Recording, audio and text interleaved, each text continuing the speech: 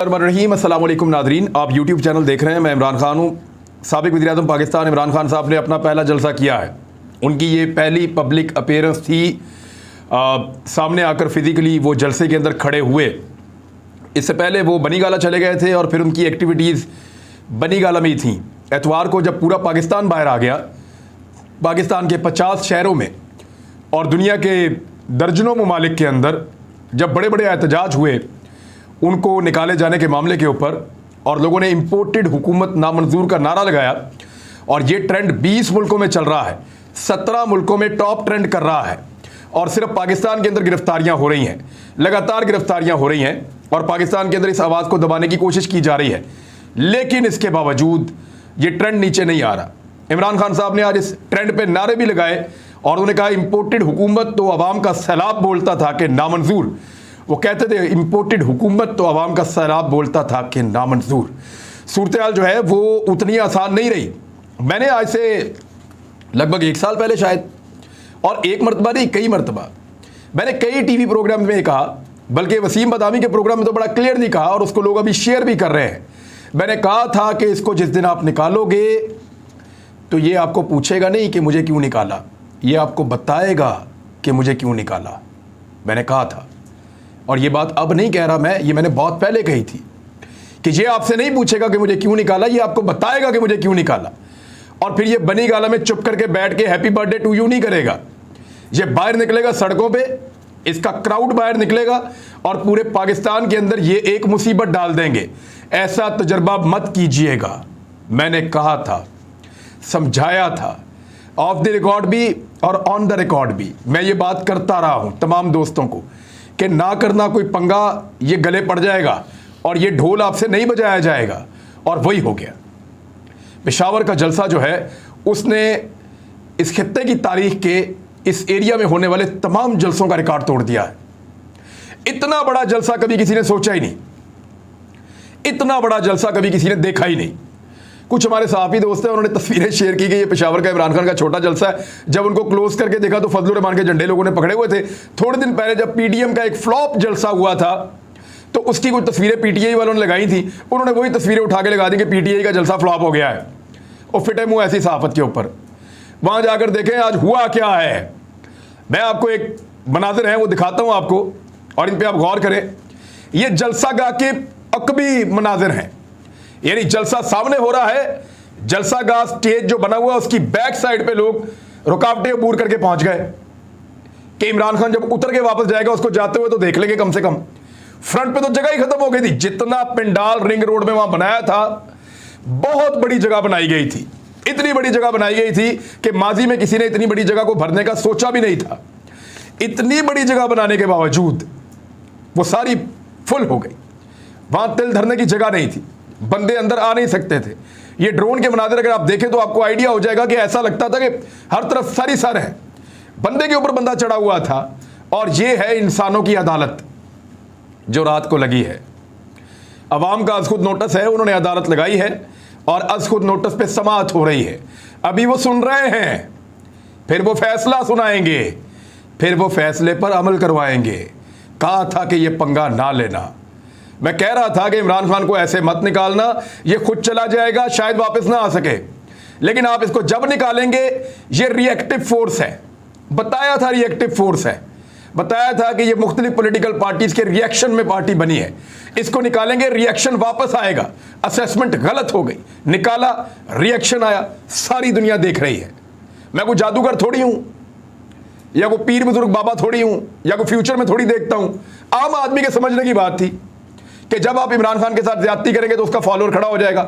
ना सिर्फ उसका फॉलोअर खड़ा हो जाएगा, बल्कि आपने ज्यादती भी उस लेवल की है कि अमेरिका के साथ मिलकर काम डाल दिया। यानी आपने उस आदमी को भी खड़ा कर दिया जिसका पाकिस्तान तहरीक इंसाफ से कोई ताल्लुक नहीं था। ना सिर्फ उसका अपना वर्कर खड़ा किया, पहले ये 3 शक्लें दिखा के, फजलुर रहमान, आसिफ अली जरदारी और शहबाज शरीफ, ये 3 शक्लें दिखा के पहले उसका अपना कारकुन खड़ा कर दिया। बाद में अमरीकी साजिश के मामले के ऊपर बाकी जो रही कसर थी वो भी पूरी कर दी। अब पब्लिक ही पब्लिक है उसके साथ। और इमरान खान साहब का जो मूड था आज के जलसे में, वो काफ़ी गुस्सीला था। बड़े लंबे अरसे के बाद जेन्युइनली उनकी तकरीर में जज्बात थे, उनकी तकरीर में गुस्सा था। और ये चीज़ बता रही है कि इमरान खान साहब बाज आने वाले नहीं हैं। मैंने कहा था ना कि ये नहीं बाज आएगा, ये सड़कों पे आ जाएगा। उन्होंने कहा मैं हर शहर में आ रहा हूँ, हर इलाके में आ रहा हूँ, हर जगह पहुँचूंगा, आप लोग तैयारी पकड़ दें। और नई स्ट्रेटजी आप देखिए उनकी क्या है। उन्होंने कहा मैं आप कराची जा रहा हूँ जलसा करने के लिए। मैं कराची में जिस वक्त जलसा कर रहा हूँगा ना, उस वक्त पूरा पाकिस्तान सड़कों पे होना चाहिए। तो अब लगेगा तमाशा इंपोर्टेड हुकूमत का। ये जो ट्रेंड है ना, ये गले की हड्डी बन गया, निकल ही नहीं रहा। 7वां दिन शुरू हो गया आज, ट्रेंड ही नहीं खत्म हो रहा इनसे, कर ही नहीं पा रहे। हर किस्म की कोशिश करके देख ली, हर काम करके देख लिया, ये ट्रेंड सिर्फ एक सूरत खत्म होगा कि आप इंपोर्टेड हुकूमत ही खत्म कर दें, वरना ये ट्रेंड भी रहेगा और ये इंपोर्टेड हुकूमत भी चलती रहेगी। और हुकूमत जो कारनामे कर रही है वो तो आपके सामने है। जो पहला दावा किया था, जो पहली डींग मारी थी शहबाज शरीफ ने कि 10% तनख्वाहें बढ़ाई हैं, वो तो उन्होंने वापस ले लिया। घी की कीमत उन्होंने बढ़ा दी, चीनी की कीमत उन्होंने बढ़ा दी। और क्यों बढ़ाई पता आपको? इन्होंने जो पैसा दिया था ना, क्योंकि ये सारे शुगर माफिया वाले लोग हैं। जरदारी साहब का क्या कारोबार है? सब लोगों का, इनके आसपास जितने हैं, शुगर का। शरीफ खानदान का क्या कारोबार है? इनके यारों दोस्तों का सबका क्या कारोबार है? शुगर का। जहांगीर तरीन का क्या कारोबार है, जो इमरान खान के खिलाफ अपना ग्रुप लेकर खड़े हैं? शुगर का। तो ये सारे शुगर माफिया के लोग हैं, और शुगर मिलों के अंदर आपको पता है अरबों रुपया पड़ा हुआ होता है। तो इन्होंने वहां से पैसा निकाला और वो पैसा मुबैना तौर पर दिया उन सारे मुनरिफ अराकीन को, और उनको खरीद लिया। अब जब उनको खरीद लिया तो ये पैसा भी तो वापस लेना है ना। तो ये पैसा वापस कैसे आएगा?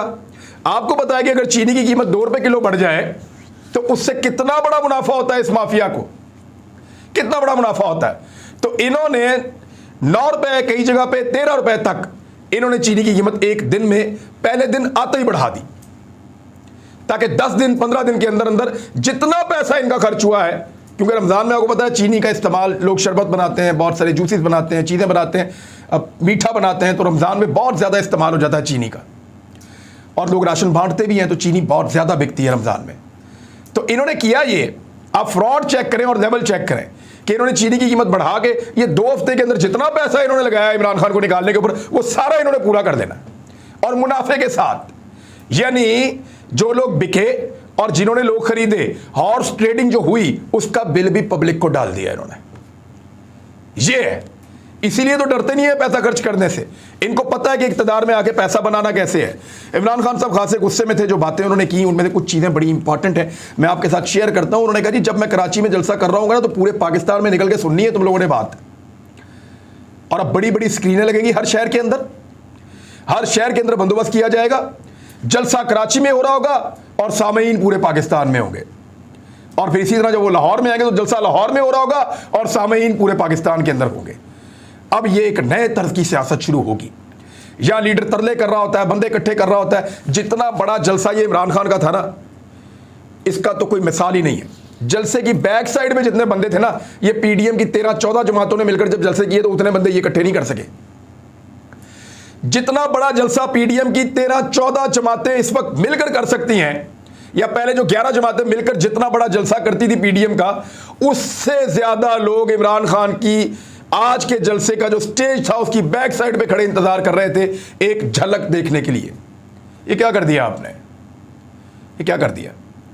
अच्छा खासा मामला चल रहा था, सब तरफ ठीक था, आपने जानबूझकर एक ऐसी मुसीबत खड़ी कर ली है जो अब गले पड़ी है। इन सारी पॉलिटिकल पार्टीज को अब ये सोच पड़ गई है कि करेंगे क्या, बचेंगे कैसे। आपको पता है पाकिस्तान तहरीक इंसाफ से गुज़िश्ता 2 दिनों से लगातार बेशुमार लोग राब्ता कर रहे हैं कि हम पीटीआई ज्वाइन करना चाहते हैं। पब्लिक के अंदर जो है वो पीएमएलएन के लोग जो कल तक थे, या पीपल्स पार्टी के लोग थे, या दीगर पॉलिटिकल पार्टीज के लोग थे, उनकी हमदर्दी इस तरफ आ गई है। ये सारा कुछ जो है वो गलत प्लानिंग का नतीजा है, तो अब भुगतना तो पड़ेगा। इमरान खान साहब ने शाबाश दी अली मोहम्मद खान को कि उसने अकेले ने 170 से ज़्यादा लोगों का मुकाबला किया। शाबाश का मुस्तहिक है वाकई। और लोगों ने जिस तरह अप्रिशिएट किया अली मोहम्मद खान को, तो वफादारी की लोग कदर करते हैं। कासिम सूरी को जब इमरान खान ने अप्रिशिएट किया तो लोगों ने जितना अप्रिशिएट किया, लोग वफादारी की कदर करते हैं। ये जितने मुनहरिफ अराकीन हैं या जो लोग बेवफाई जिन्होंने की है, उनके लिए इसमें एक सबक है कि कमज़ोरी दिखाने वालों को लोग याद नहीं करते। आप अकेले हैं या हुजूम में हैं, आप लड़ते हैं, लोग आपको याद रखते हैं। अली मोहम्मद खान और कासिम सूरी आज के 2 हीरोज थे। जलसे के अंदर लोग उनको अप्रिशिएट कर रहे थे। फिर इमरान खान साहब ने कहा कि मरासले के बारे में बात की, तो उन्होंने कहा कि अमरीकियों, हमें तुम्हारी माफ़ी की ज़रूरत नहीं है, तुम कौन हो जो हमें माफ करोगे? यह है बात। कल से अब तक शहबाज शरीफ का मुंह नहीं खुला। अमेरिकन ने धमकी लगाई है, अब तो भारत भी डू मोर कह रहा है, डूब के मर जाओ। कल तक जो अमेरिका कहता था डू मोर, वो अब भारत भी डू मोर कह रहा है, और मुंह नहीं खुल रहा पाकिस्तान के वजीर आजम का। चुप करके बैठा हुआ मीसना बन के, बोलता क्यों नहीं है? बोलो भारत के खिलाफ तो बोलो, उन्होंने हमारे नौजवानों को शहीद किया है। बोलो भारत को जवाब दो, हमारे यहां पे लोग कितने सारे शहीद हो गए, पाकिस्तान में जगह जगह पे लाशें पड़ी हुई थी इनकी फैलाई हुई दहशतगर्दी की वजह से। आपकी जुबान नहीं खुलती क्योंकि भारत और अमेरिका मिलकर हुक्म दे रहे हैं, तो भिखारी जो है वो वैसे ही बोल नहीं सकते। अब अमरीकियों को इमरान खान साहब ने साफ जवाब दिया, उन्होंने कहा तुम्हें जरूरत पड़ी हुई है और आदत पड़ी हुई है तुम्हें शरीफों और जरदारियों की, मैं ऐसा नहीं हूं। उन्होंने अपने लोगों से कहा, इमरान खान साहब ने, कि साबित करो कि तुम गुलाम नहीं हो। इन्होंने कहा कि तुम गुलाम हो, लेकिन साबित करो कि तुम गुलाम नहीं हो, और यह तुम्हें साबित करना पड़ेगा। और जो बड़ा एक ऐलान इमरान खान ने किया इस जलसे के अंदर, वो ये था कि हकीकी आज़ादी की जंग का मैं आज से ऐलान कर रहा हूं। देखिए, आज तक जितने पाकिस्तान में पॉलिटिकल इवेंट्स होते रहे हैं, उनके अंदर पॉलिटिकल पार्टीज को निशाना बनाती रही हैं। करप्शन पे हो गया, गवर्नेंस पे हो गया। आज़ादी पे पाकिस्तान में कोई इलेक्शन नहीं हुआ 1947 के बाद से लेकर अब तक। ये इलेक्शन आज़ादी पे हो रहा है। पाकिस्तान बनने के बाद से लेकर अब तक कोई एक इलेक्शन भी आज़ादी पर नहीं हुआ। अगर इमरान खान इस इलेक्शन को आज़ादी के ऊपर लड़ रहे हैं, या साम्राज्य के खिलाफ लड़ रहे हैं, या इंपोर्टेड हुकूमत के खिलाफ लड़ रहे हैं, तो पब्लिक का रिएक्शन और उनका रिस्पॉन्ड वो बिल्कुल मुख्तलिफ होगा। फिर इमरान खान साहब ने कहा कि नारे खुद लगवाए कि इंपोर्टेड हुकूमत नामंजूर, और जलसे के बारे में बताया कि कराची में जलसा कैसे करूंगा। उन्होंने कहा कि अगर साजिश को कामयाब होने दिया ना मैंने, तो फिर आने वाली नस्लें हमें कभी माफ़ नहीं करेंगी। आदमी गरीब हो, जितना भी गरीब हो, अगर गैरतमंद हो तो लोग उसकी इज्जत करते हैं, वरना लोग इज्जत नहीं करते। फिर सोशल मीडिया पर उन्होंने कहा क्रैकडाउन किया जा रहा है, लेकिन शहबाज शरीफ को उन्होंने ये भी कहा कि जिस दिन मैंने कॉल दी ना, तो तुम्हें छुपने की जगह भी नहीं मिलेगी। नवाज शरीफ की गलतफहमी में ना रहना, मैं और मेरी कौम तुम्हारा इंतजार कर रहे हैं। मियाँ साहब के लिए बड़ा मुश्किल है। एक सिनेरियो आप सोचें कि मियाँ साहब पाकिस्तान उतरे, मसनूई गिरफ्तारी दें और सोच रहे हो कि हम जमानत करवा लेंगे, ऊपर से हुकूमत गिर जाए। अब निगरान हुकूमत में तो जमानत होने से रही, और फिर मियाँ साहब पाकिस्तान बाहर जाने से रहे, और फिर अगर इमरान खान इलेक्शन जीत गया तो मियाँ साहब फिर जेल में। तो सबसे बड़ा लूजर कौन हो जाएगा? तो मियाँ साहब को मेरे ख्याल में अभी पाकिस्तान वापस नहीं आना चाहिए, लेकिन वो ये रिस्क ले सकते हैं। अगर वो आना चाहें तो वो फिर आ सकते हैं। मुशर्रफ ने एनआरओ दिया था, अब ये दूसरे एनआरओ की तलाश में है।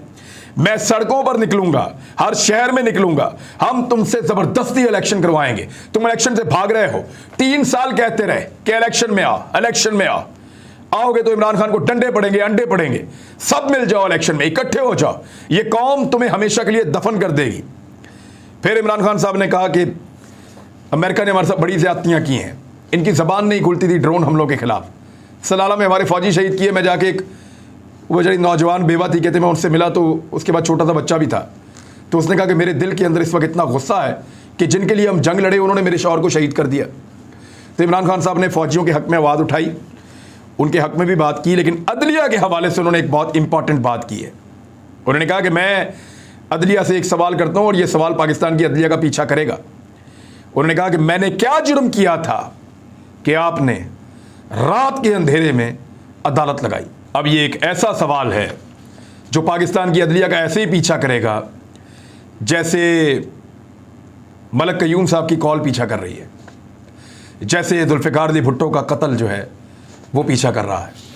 ऐसे ही ये सवाल अदलिया का पीछा करेगा कि आधी रात को आपने कब कब अदालत लगाई, और सिर्फ एक वज़ीर आज़म को जब निकालना था तो आधी रात को अदालत लगा दी, हालांकि उसने कोई गैर आईनी काम उस दिन नहीं किया था। तो इमरान खान साहब पूछ रहे हैं कि मैंने आज़ाद अदलिया के लिए जेल काटी है। मैं अदलिया से पूछना चाहता हूं कि मैंने ऐसा कौन सा जुर्म किया था कि रात के अंधेरे में अदालत लगा दी। अब ये तो इमरान खान साहब का मोमेंटम है जो बन गया है, और ये अब नहीं टूटता दिखाई दे रहा। किसी को लगता है कि ये नीचे जाएगा तो वो गलतफहमी में है, और यही गलतफहमी मुशर्रफ को मरवा गई थी। अगर आज कोई दोबारा ये गलतफहमी करता है तो ये मोमेंटम बढ़ेगा, ऊपर जाएगा। ट्विटर के ऊपर, सोशल मीडिया के ऊपर, गलियों में, सड़कों पे, हर जगह होने वाली डिस्कशन में आपको नजर आ रहा है कि इस चीज का मोमेंटम बढ़ रहा है। इलेक्शन के अलावा कोई और रास्ता नहीं है। अब मैं जरा जो सोशल मीडिया यूजर्स हैं उनके लिए एक छोटा सा पैगाम है, जरा इसको समझ ले बात को। आप बेशुमार लोग ट्विटर इस्तेमाल करते हैं, लेकिन आप तमाम लोगों को नहीं पता कि ट्रेंड कैसे बनता है और कैसे चलता है। मैं ज़रा थोड़ा सा आपको इस वीडियो के अंदर समझा रहा हूँ, इसको समझ लें आप। ये जो ट्रेंड होता है, इसमें सबसे पहले आप हैशटैग लगाते हैं, यानी एक ये निशान जो आपको स्क्रीन पर नज़र आ रहा है, और इसके बाद आपने कुछ लिखना होता है। ये जो भी आपने लिखना होता है ना, इसको बगैर स्पेस के लिखना होता है, अंडरस्कोर के साथ आप उर्दू में नॉर्मली लिखते हैं। और जब आप इसको छोड़ देते हैं तो फिर ये हैशटैग आपका ब्लू हो जाता है। अगर ये ब्लू होगा तो ये ट्रेंड करेगा, अगर ब्लू होगा तो ट्रेंड नहीं करेगा। तो इसका सबसे आसान तरीका ये है कि अगर आप किसी ट्रेंड के अंदर शामिल होना चाहते हैं तो आप वो जो ब्लू वाला एरिया है, जो ट्रेंड चल रहा है, उसके ऊपर आप क्लिक करें। जब उसके ऊपर आप क्लिक करेंगे तो वो पूरा का पूरा हैशटैग खुल जाएगा। वहां से जब आप ट्वीट करेंगे तो वो ऑटोमेटिकली लिखा हुआ आ जाएगा। उसके ऊपर आप जो लिखना चाहते हैं वो लिखें और उस हैशटैग का आप हिस्सा बन सकते हैं। मिसाल के तौर पे इंपोर्टेड हुकूमत नामंजूर, और स्पेलिंग का ख्याल रखिए, एक चीज़ इधर से उधर हो जाए तो वो आपका काउंट नहीं होगा। तो आप लोग भी अपना हिस्सा डाल सकते हैं पाकिस्तान की एक बड़ी मुहिम के अंदर, जहां पे इंपोर्टेड हुकूमत नामंजूर। अब तक के लिए इतने, अपना ख्याल रखिएगा, अपने इस चैनल का भी ख्याल रखिएगा। अल्लाह हाफ़िज़।